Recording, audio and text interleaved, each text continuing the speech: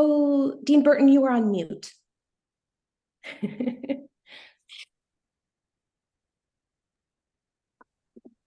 Well, I shall begin again. You would think by now I would have the turn off mute down by now, but not yet. I'm still growing and developing.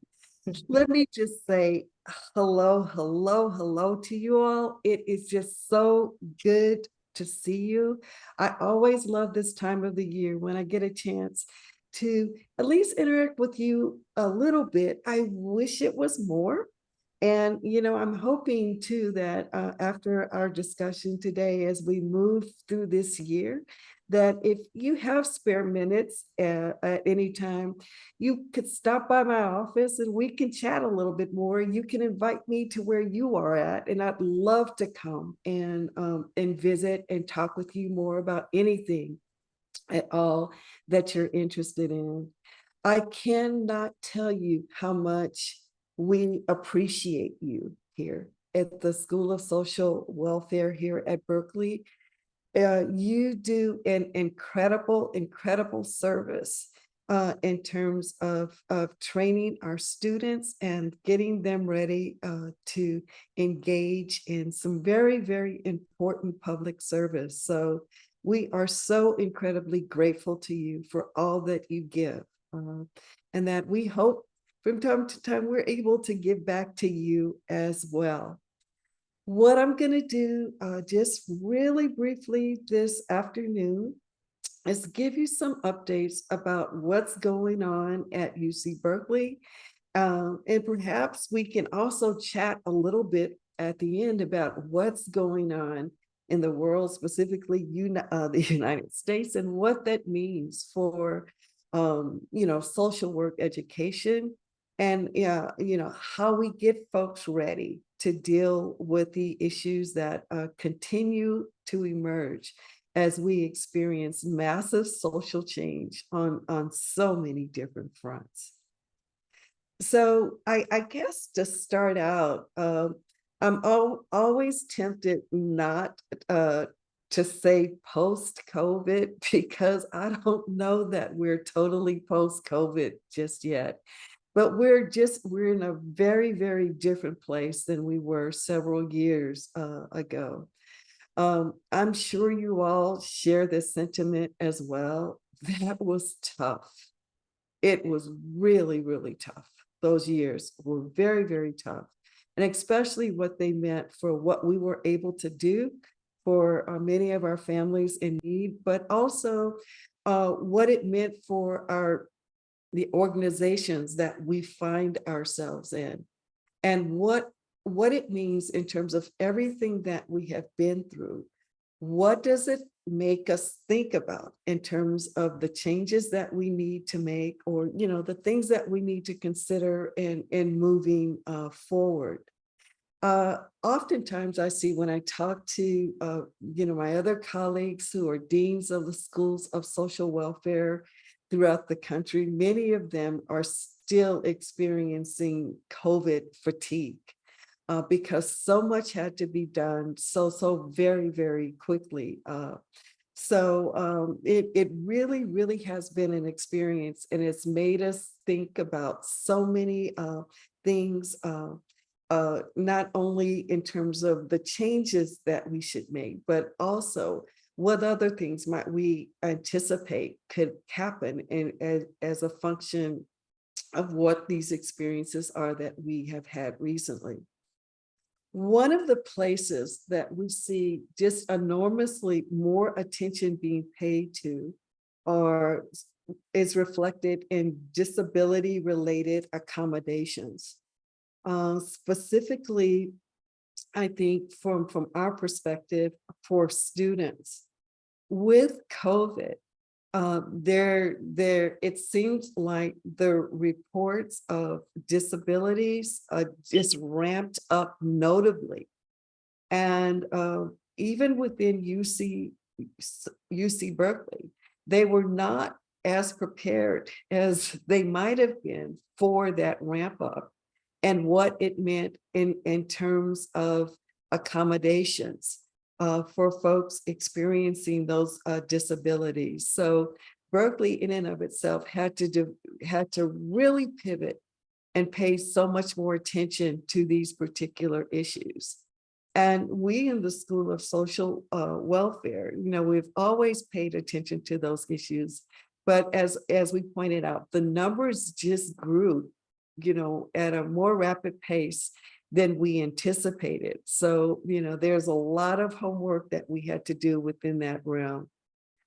One of the things that we started to do even more intentionally with our students, and as we thought about internships, is with respect to our internship sites, we started to ask more questions about issues around accommodations within those particular sites and what that might mean for student interns. For example, we ask more questions about requirements for lifting, standing, so on and so forth.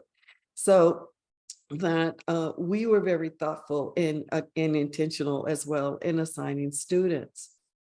We also began to work much more closely with the disabled students programming here at Berkeley.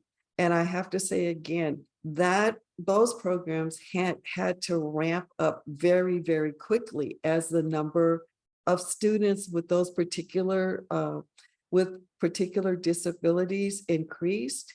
And we had to find ways to accommodate their disabilities in the context of a whole lot of other change as well. A third thing that we have done in our program, and this is keeping in mind that we're always respectful of FERPA. So we really are trying to actively encourage students to discuss their approved accommodations within their internships themselves. So to disclose that information if they are comfortable with doing so themselves, so that the agency knows about those accommodations and that we can discuss them with students and with you as well.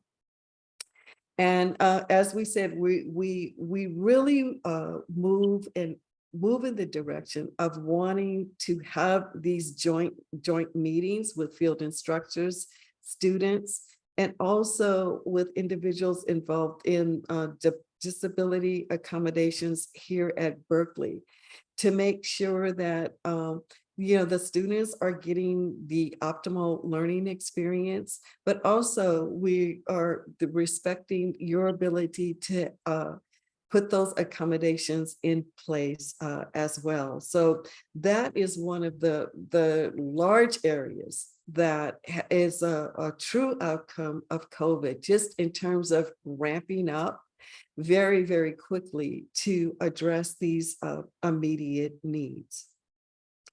Now, moving on to UC Berkeley proper, there's lots and lots of changes going on with respect to, I would have to say, governance here and leadership at UC Berkeley. And I should say that this is not a remember I mentioned that notion of COVID fatigue? Well, a lot of university administrators experienced that fatigue because there was just so much to be done a lot in during that time. And I'm sure you probably experienced that in your organizations as well.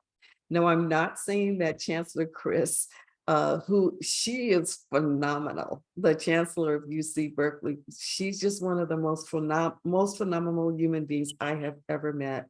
I am not saying she is retiring because of COVID fatigue, but she has made the decision that at the end of this academic year, which will be July of 2024, she will step down as the Chancellor of UC Berkeley. She has been a phenomenal leader through a very, very tough time. And I think even before that, and she's done a lot in the way, especially around issues of housing for students and a host of other issues. So she will be sorely missed. An announcement just came out, I think it was yesterday or the day before, where the university is about to engage in putting together a search committee to find her replacement, although I think she's kind of irreplaceable on some fronts. So, we'll be keeping you informed about that with Chancellor Chris.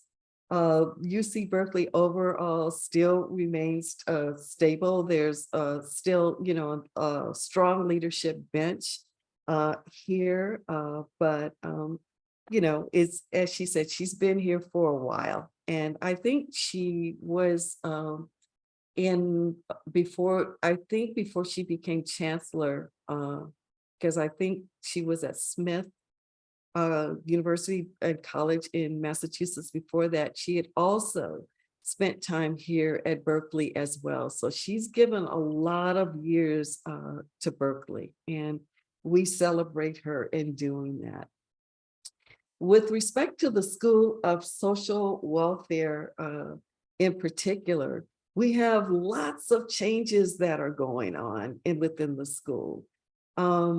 We take everything that is going on in the world extremely seriously, not only issues of COVID, health disparities, but racial reckoning, what I call it, the miseducation of America related to politics, because all those things are going to figure into what social work becomes and what it does moving forward. So the School of Social Welfare is taking deep stock of itself through a number of different particular mechanisms. First and foremost, the School of Social Welfare is currently going through something called the Academic Program Review.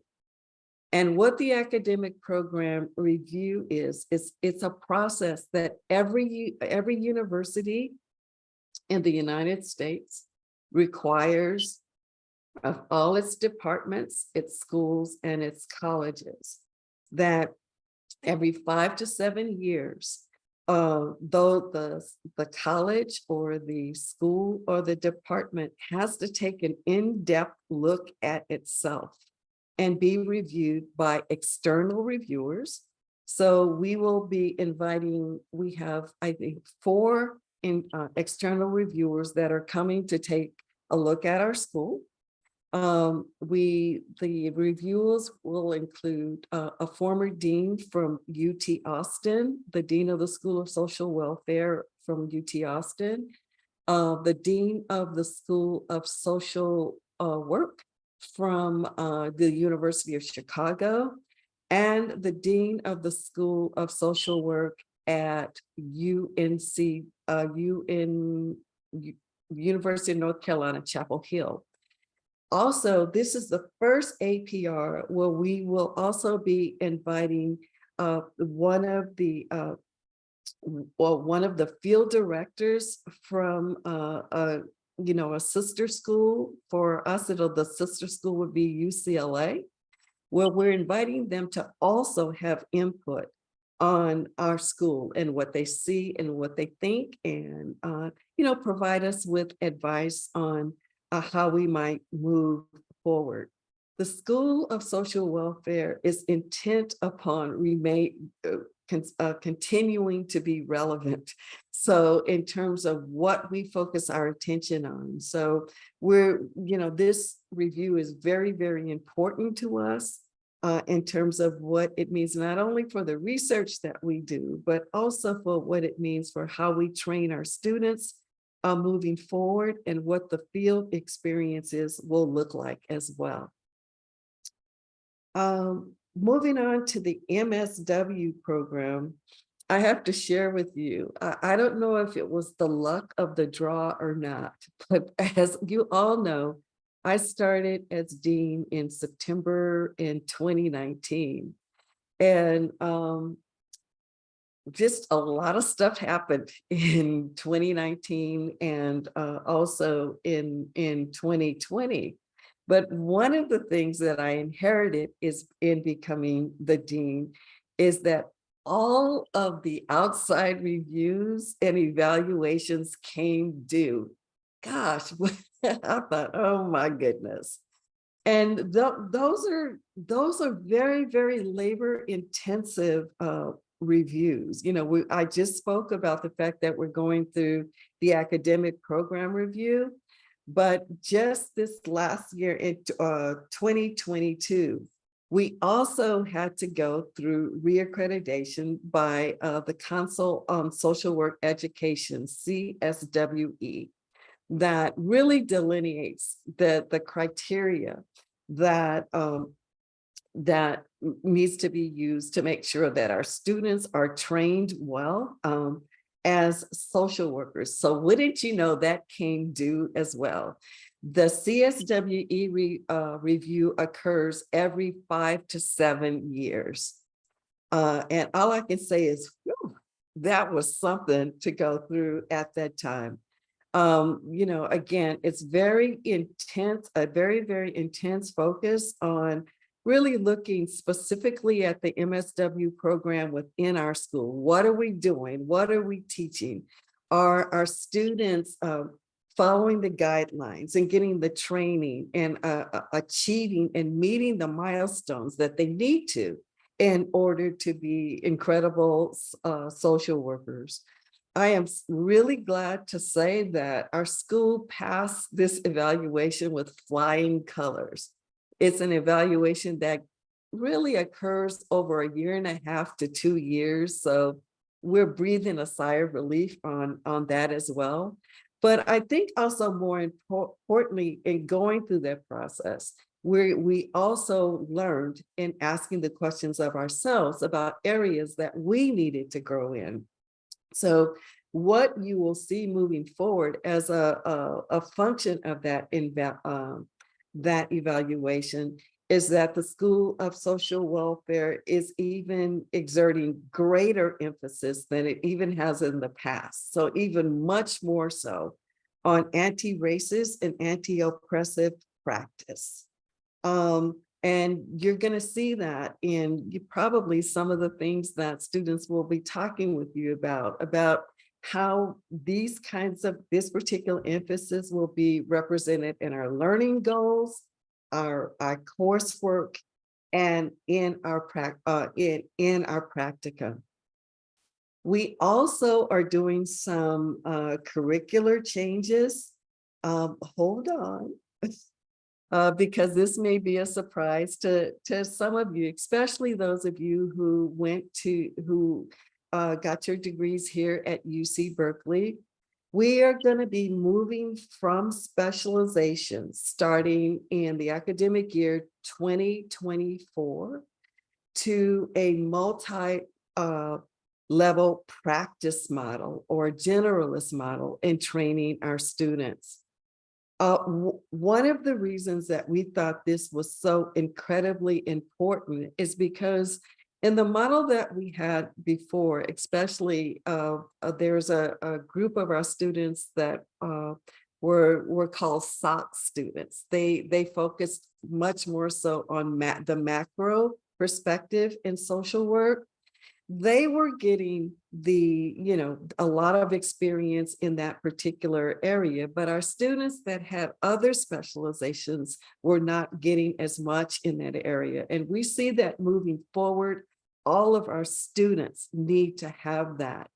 And so in the context of that, we are moving to this multi-level practice perspectives where our students in their first year are all exposed to the multiple levels at which social welfare, social work operates for them, from the individual level to the macro level, so that they all have experience moving from those different between and across those different ecological spaces, And in their second year, they will be able to focus on their specializations. And we have, particular classes in mind for them to be able to do that.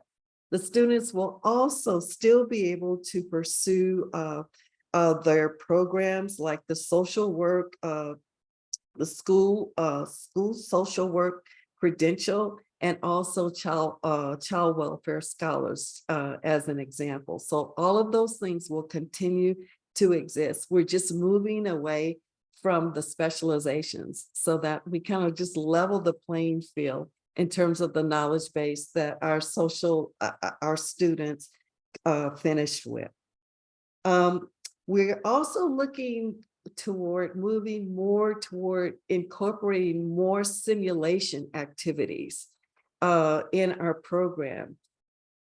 COVID taught us a lot about that, because when we were in situations where because of the guidelines UC Berkeley established for us and what we were able to expect of students and participating in their field work and so on and so forth, we found that, sometimes we weren't able to do that. And when you're in that situation, you still want to make sure that your students get the required hours, because CSWE says we have to do that, and we cannot skate on that. That's a major, major requirement.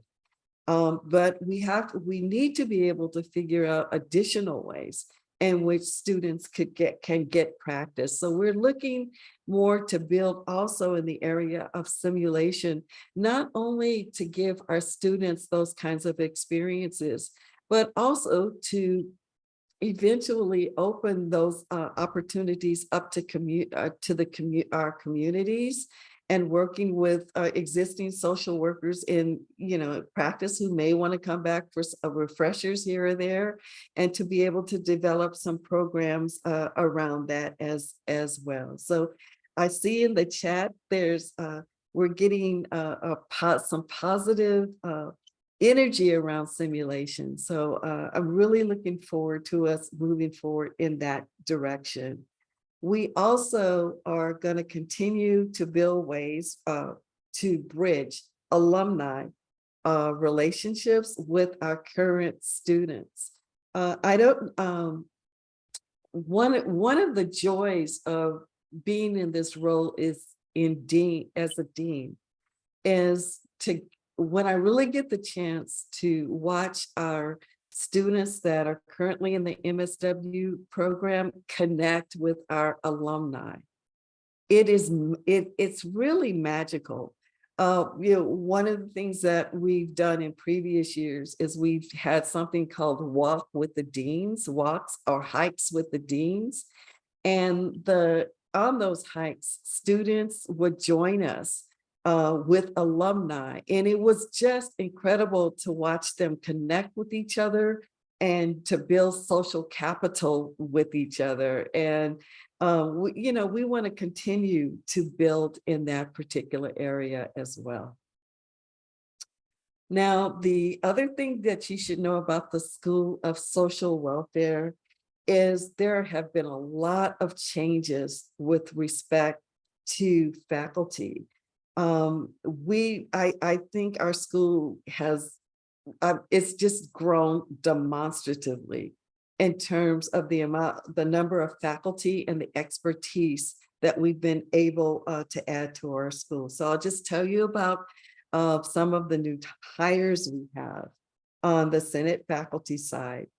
First of all, we brought on board Dr. Christina Lovato, who came to us from University, Cal State Long Beach.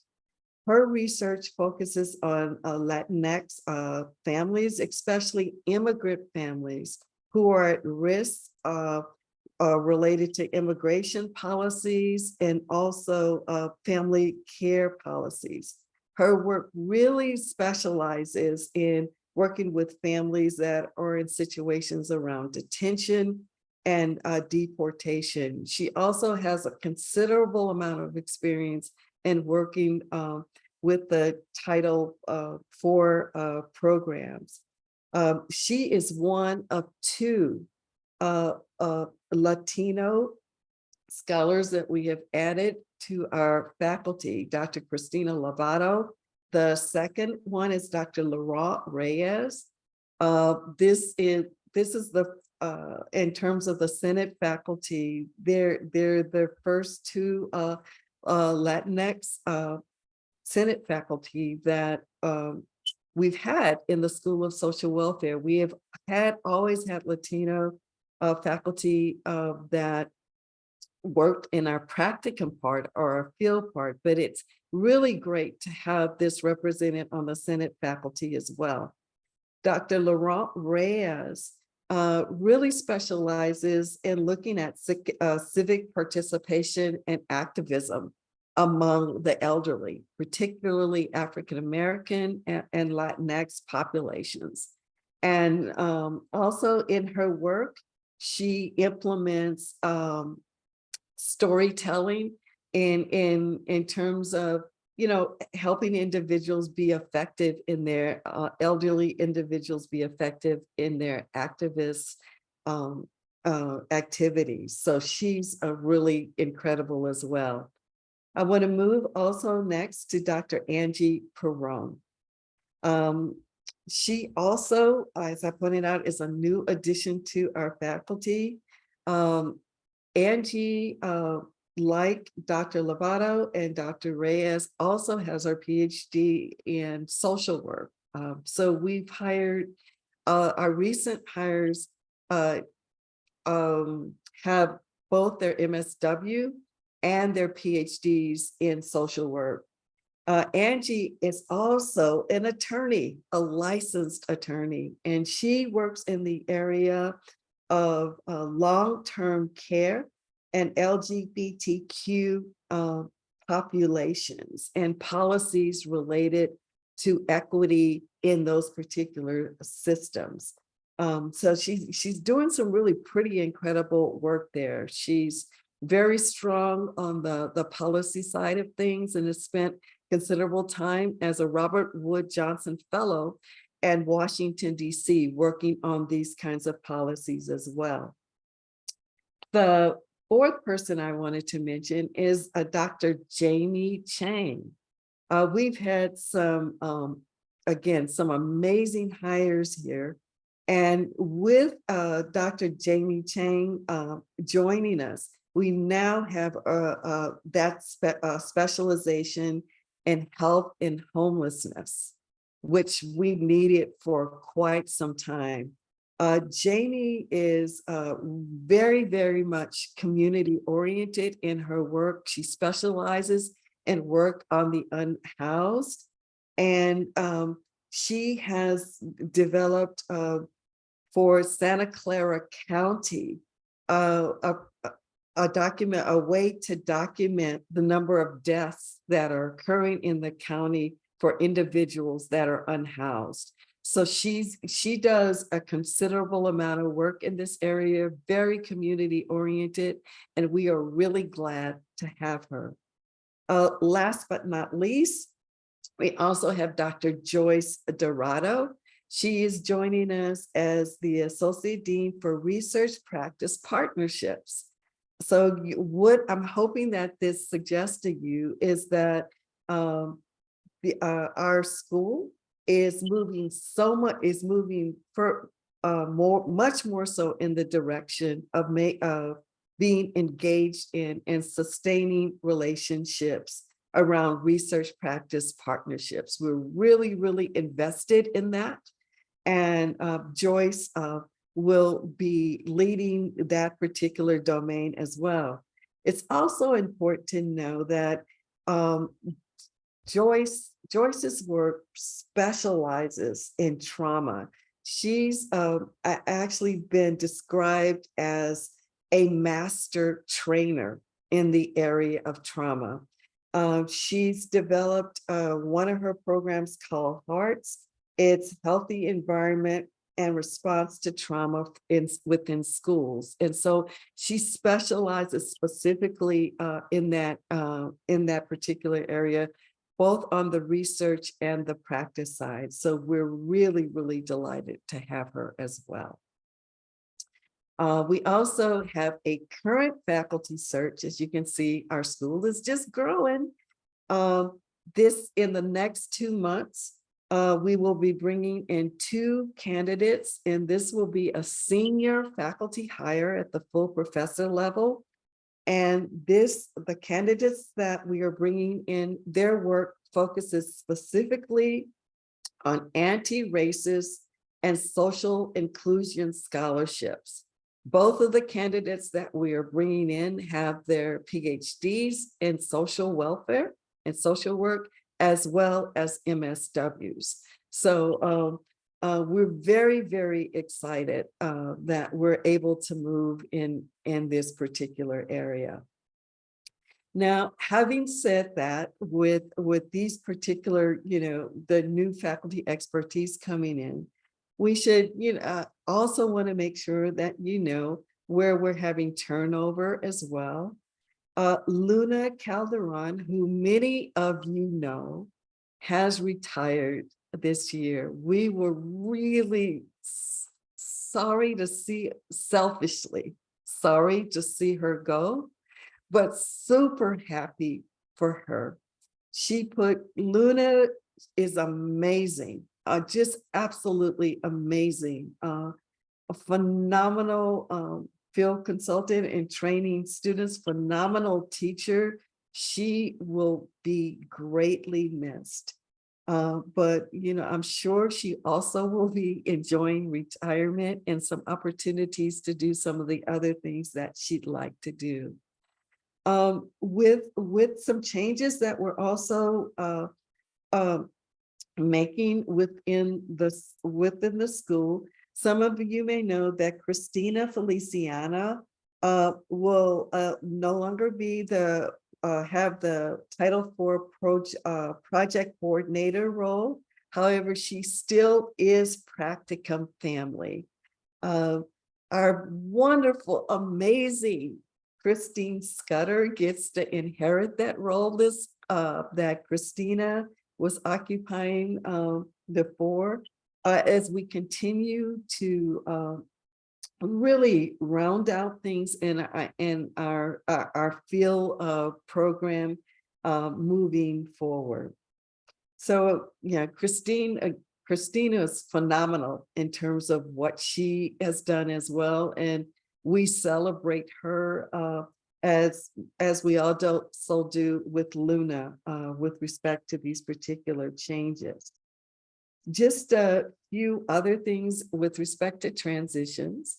I am entering my 5th year as dean, and I have to say that something has come up in my life where I was called to duty, as they say. My research for the last 40 years has focused on poverty and intergenerational relationships, as well as issues of race in urban, but probably in the last 20 years or so, most poignantly on rural populations. There's a lot of concern nationally, as you all might expect, around rural populations, especially in terms of what's going on in the miseducation of America and what kinds of vulnerability it creates for those populations in particular. So I have been called to be part of, what's called this action thinking group to help develop national policy related to how we in America are working with our rural populations and making sure that we're doing right in that particular area. So in order to do this, I am going to have to step down as dean after this year. But I'm sure you all understand the fact that we have to work on those other issues as well. But and either an interim dean or a new dean will be joining our school. But what we will do is we will keep you posted about that. Our school is very, very stable, and we are moving right along and getting better and better every day. And so and so by the end of this year, we will even be in much, much better shape. So I will be leaving the deanship with our school in good hands. I have really, really enjoyed my work there. It's been really eye-opening because I never expected everything that occurred, but have really, really enjoyed that. And I should say again, there, again, this notion of transitions, these kinds of transitions are happening everywhere with deans, because deans are being called to do other kinds of work that's evolving as a function of, again, the miseducation of America, COVID, racial reckoning, and a whole host of other issues. So one other thing there's actually two other things that I'd like to mention before we open it up for questions. As you all know, our governor has been highly invested in increasing the number of social workers that we have within the state, because the need is great. And so HCI, which is a state organization, put out a call for proposals for schools of social work to increase the number of students they were training at, or for those schools that were interested in developing programs or in the process of developing social work programs.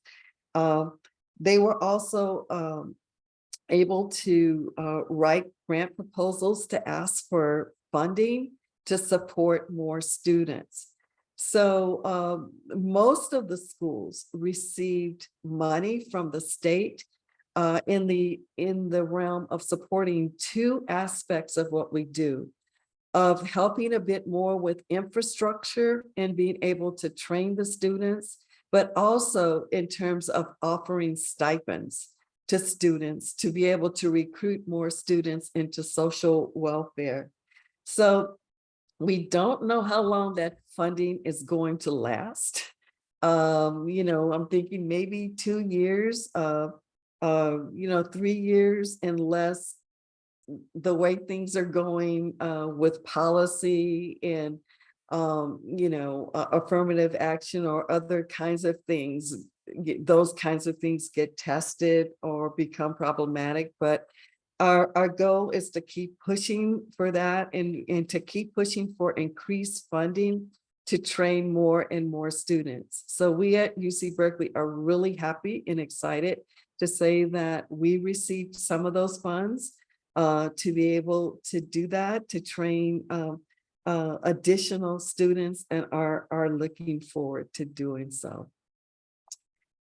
Last but not least, I wanted to mention something that you may have heard rumors about from students, or may have heard just in general about on the newspapers or the like, because it's a national movement. We have actually among us a true expert in this area, at least I call her that, Christine Scudder, who really understands the dynamics here and can answer a little bit more about the particulars of what I'm talking about. But specifically, we're talking about the P4P movement nationally, that students in social work are actively involved with. And what P4P stands for is payment for placement. So one of the the primary thing that students are asking for in the P4P movement is paid internships. And while I will say this with respect to UC Berkeley, and also with respect to CAD, the California Association of Deans and Directors of Schools of Social Work, and also NAD, the National Association. While we understand exactly what students are talking about, especially if you live in a place as expensive as California. And, you know, you have all of these additional costs associated with pursuing an MSW or graduate school here. We understand the financial hardships students have, and at Berkeley, we try our absolute best to address those financial needs as best we can. Like one of my responsibilities as a dean is to do fundraising. And I always lead with how can we raise more money, get more scholarships, you know, more fellowships for our students in terms of supporting them financially. Now, having said that, with that understanding that we know this, the challenge that we see is that in these the internships that the students have with you, we see that as a learning process. It is not a job. And CSWE defines it in that way. When it turns into a job, it becomes something else. And while, you know, again, I say that we understand what's going on there, that we are saying that we want to support students, but the principal thing is that we want to continue to remind them that this is a learning experience as CSWE defines it, as the field defines it, and it's not a paid job. It's wonderful when internships have the capacity, or the organizations have the capacity to provide additional funds for students. We love that, but not all organizations can do that. And some of the organizations our students are particularly interested in working with may be nonprofits without extra money to be able to provide those kinds of financial opportunities for the students. So I just wanted to let you know that a statement has come out from CAD, which Christine can share with you so that you have a chance to read the statement. And it's from the schools of social welfare, social work in the state of California, that underscore the fact that we understand what students are facing, and we're all doing our best to try to meet those needs through the educational systems, but we still want to move along with the notion that the internships they experience are about learning, and they are not formal jobs. So I will stop right there to see if Christine, you wanted to add more to that part of the discussion. Yeah, thank you so much, Dean Burton, and just thank you for all your words. There's so much going on, and I appreciate how much you've captured, and appreciate you all for being here. I know if you were active with us, and many of you who are out there, I know had our students last year, we sent out a notification to you about P4P. Our students developed a student organization here, a chapter here on campus, and just really wanted to point out to you, as Dean Burton was saying, really the complexity of the issues that students are reckoning with in terms of financial need and housing insecurity, food insecurity, and just to really underscore what Dean Burton said. And I know that many of you have reached out to us to share things that you've already been doing in terms of garnering new stipends, sometimes increasing significantly the amount of stipends you've been able to provide, and really kind of talking across different organizations. Some of you are in union environments. part of Dean Burton and, CSWE and CAD underscoring the importance of differentiating learning from employment is in part because of the P4P messaging. A lot of it is, we're doing the same work and we're not getting paid. And so one of the things we want to make sure is to right size and clarify, right, that, the work that happens in internship is primarily intended to be a learning environment, which is not to discount the efforts, right? But it is to be clear what it is and what it is not. And that also is important as we think about, human resources and labor relations in organizations. I know a lot of folks have reached out to me asking questions, we'd like to offer a stipend, but it gets sticky for us in this area. So we're hopeful that these statements will be helpful for you and for others who may be needing to kind of leverage the conversation in that particular manner. We also, again, understand that not all of you can, and we don't value you any more or less if you're able to offer a stipend. We just really want to bring forward to you the concerns that our students are sharing with us to let you know the impact of that. It definitely impacts their decision-making and their preferences for internships at times. And so, we just want to be as transparent with you and with our students as possible. I think the other thing that I want to just say is that sometimes students express frustration that they don't know if you're offering a stipend until after the internship. And just one of the things we're trying to also share with students is sometimes your funding cycles don't align with the times that they interview for and or accept an internship. So there's just an awful lot of complexity here. And we really appreciate your time and care and all that you're donating your time as volunteers to support our students in their learning. And we see you as a partner and as an extension of our campus. And I know some of you are also on campus, but as an extension of our School of Social Welfare, we humbly appreciate all of the things that you already do for our students. So thank you. Thank you.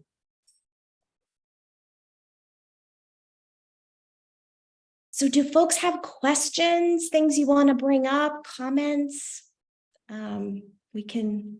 We want to make sure that you have some time. And I know we have our Practicum instructor orientation on August 30th from 9 to 12, just a friendly reminder. That's also going to be virtual. And we'll cover a lot there. But any questions or things you want to bring in with Dean Burton here with us today? I see a hand raised from Charlie. Great. Yeah, thank you so much, Dean Burton and Christine. It was really helpful to hear where your division is headed and the great work that you're doing. Speaking to the stipend, I really want to be able to support the intern that we're working with here.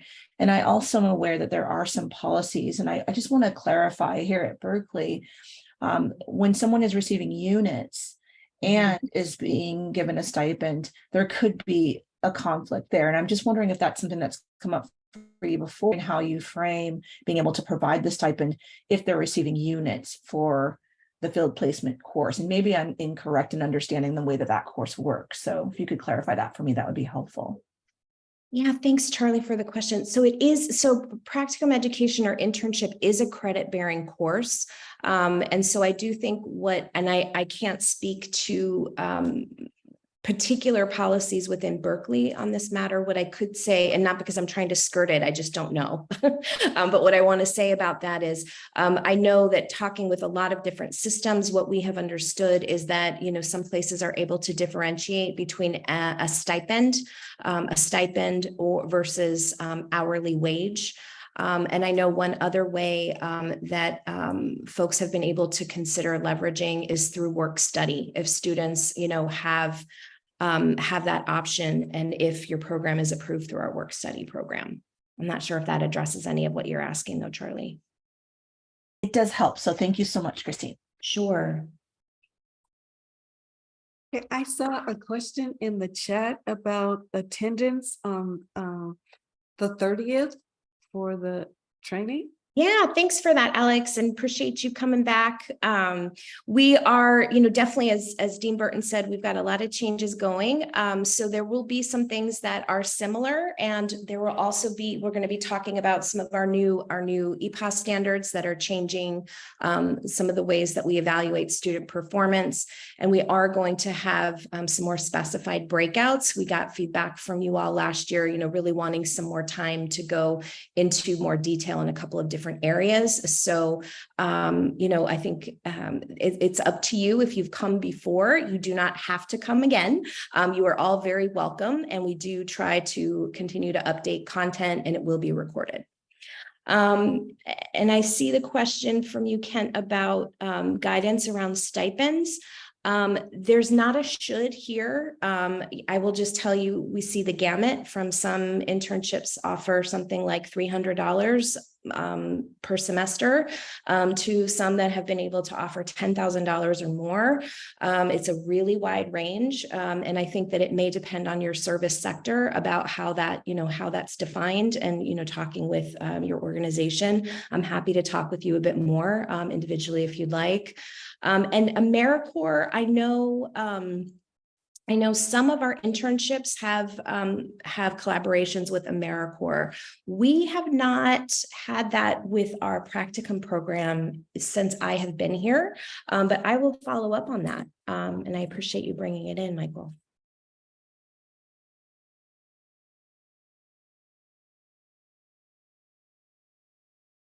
Other questions people have or comments?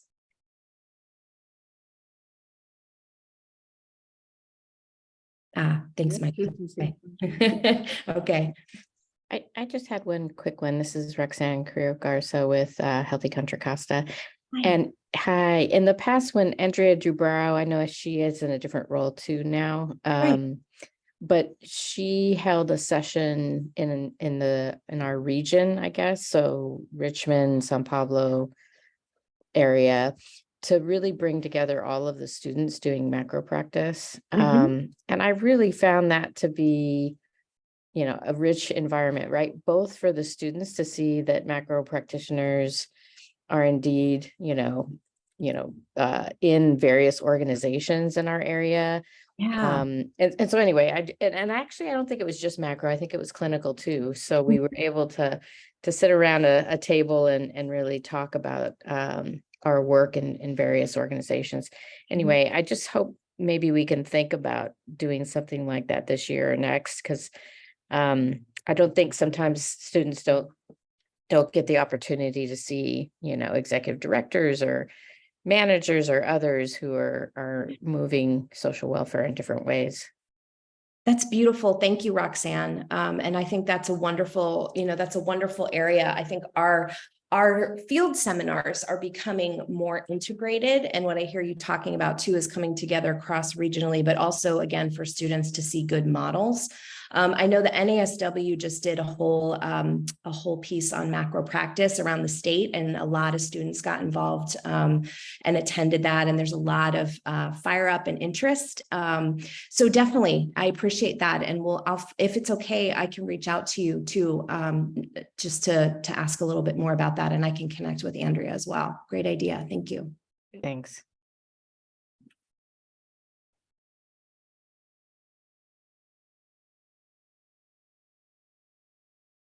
Any other questions or feedback or comments? Hi, this is Justine. To piggyback a little bit off of what Roxanne was saying, my graduating year in 2019, the concentrations were changing. And so I'm just wondering it's my first year doing field instruction, happy to be back. Yay. But I was just wondering, is our hospital placements kind of spread out, or are they concentrated in the one cohort when I'm trying to kind of think about some materials to talk to the intern with when we start? Yeah, I mean, we have students currently in hospital placements who are focused on our AWEL concentration, our SCIF concentration, and I think we have at least one medical placement with a student who's focused on SOC. So we do have students, in a variety, but I can follow up with you individually and let you know where your students are placed, if that's or their specializations, if that's helpful. Perfect, thank you. Thanks for coming back, Justine.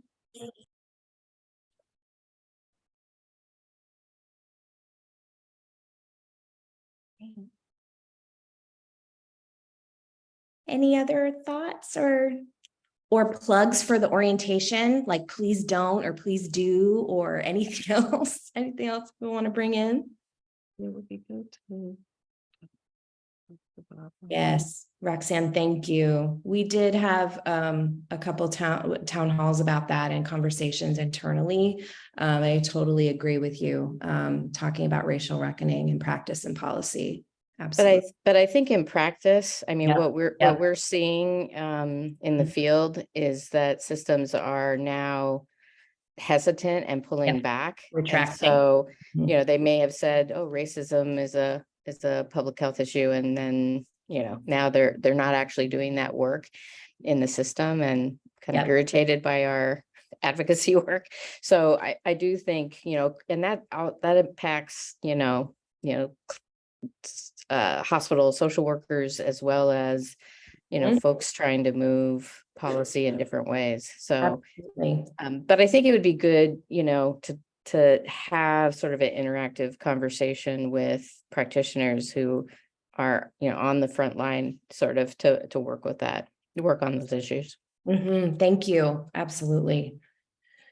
And I think there's a ton of interest, and we could think about having instructors and students come together, and faculty in a venue, something like this, and or in person. I appreciate that. Thank you.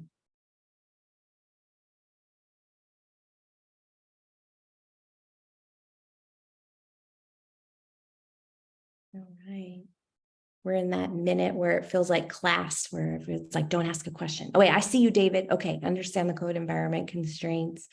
Field instructor trainings useful if there's opportunities for in-person. Yes, I appreciate that, David. Thanks for the shout out for in-person. I'm missing it. I'm missing it dearly.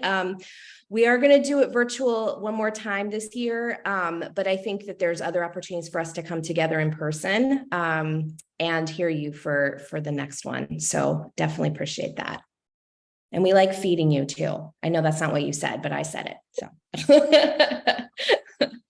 All right. Well, really appreciate everyone's time. Dean Burton is always on the go from DC to the Southwest and Southeast. And so just thank you. Thank you. And to our community, just know that Dean Burton holds practicum education deep in her heart. And we really appreciate your support, Dean Burton, and your care for our program, our whole entire school. So, and thank you to our practicum instructors. We are so excited that we get to work with you again, and our students are thrilled. So more to come. Thank you, thank you, thank you, and have a great afternoon. Take good care.